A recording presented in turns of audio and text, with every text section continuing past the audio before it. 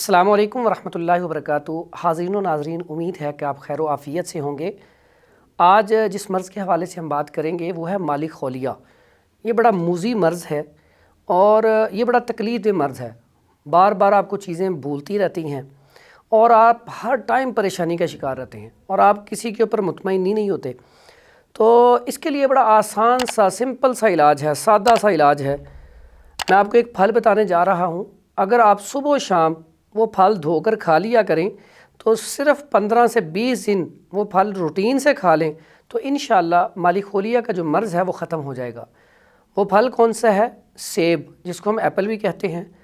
वो आपने अच्छा साफ़ सुथरा खूबसूरत लेना है, रेड कलर का। उसको अच्छी तरह धो लें।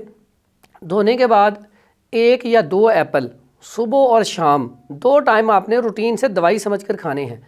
तो इंशाअल्लाह अल्लाह ताला के फजल व करम से जो आपका माली खौलिया का मर्ज़ है वो इंशाअल्लाह बड़ी जल्दी ठीक हो जाएगा। साथ ही साथ आपने एक और काम करना है कि जब आप नमाज़ पढ़ें तो नमाज़ में अब सजदा आपने लंबा करना है। सजदे में ज़्यादा तस्बीहात आपने कहनी है। तो इंशाअल्लाह ये मर्ज़ 15 से 20 दिन में आप इसमें वाज़ेह फ़र्क देखेंगे। दुआ में याद रखिएगा। अस्सलामु अलैकुम वरहमतुल्लाहि वबरकातुहू।